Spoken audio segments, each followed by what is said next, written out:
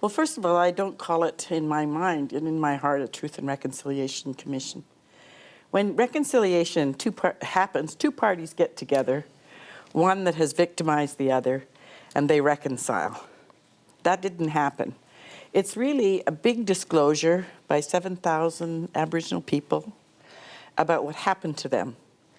And then it's disclosure by some of the children of those survivors, or some of the people that have become friends of survivors. But none of the people that were in those institutions doing the hurting had to face anybody. So that's not reconciliation to me. It's disclosure. And on my bad days, I think it's voyeurism. What does, in your point of view, healing look like in a way that could bring closure to this? Well, I think first let's declare the first sickness, which is the residential school system, which is not us. But we're the ones doing the healing. And I think there's a big problem there. I think, you know, all of those people that were party to this should be doing some healing work as well. They're the sick ones. What happened to us is that this very highly orchestrated implosion occurred, and we've had to pick ourselves up and put ourselves back together. And it's the repairing of fracture that occurred in our communities, both inside ourselves individually and between us, and the reclaiming of culture that has been going on. And our folks call it healing because being alive well is the goal in life. To be well. It's not a goal in Canada. To be successful is, right?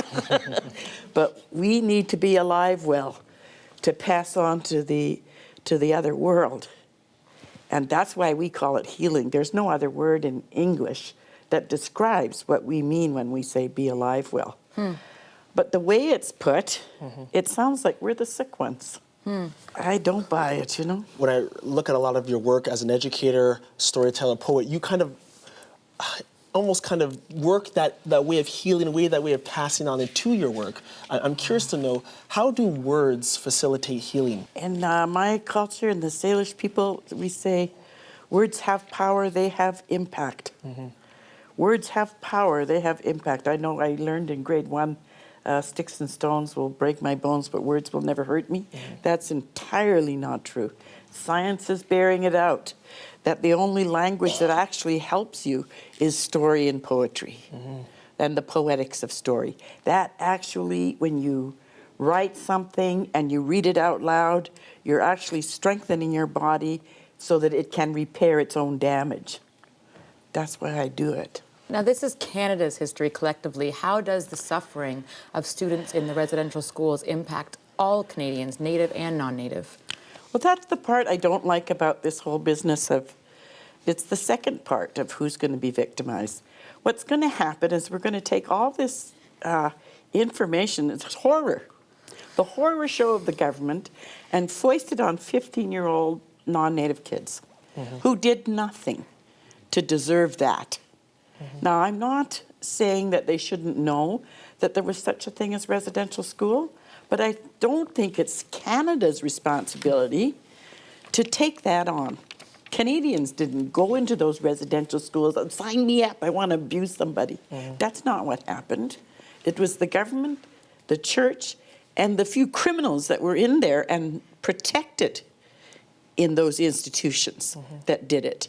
And that superintendent that said, oh, well, if they're dying, isn't that the point? That's what happened. Now, Canadians don't deserve children. That's what they're going to do. They're going to take it to your schools. They don't deserve that.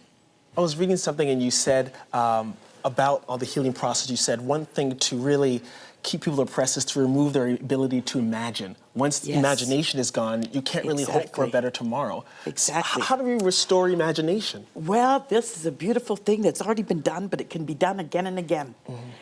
My daughter, Kalumpa Bob, was asked to do the play to open up and launch the Truth and Reconciliation Commission. She said, no, I'm not going to do a story about residential school. That's my dad's story. It's my mom's story, not my story. But I tell you what I will do.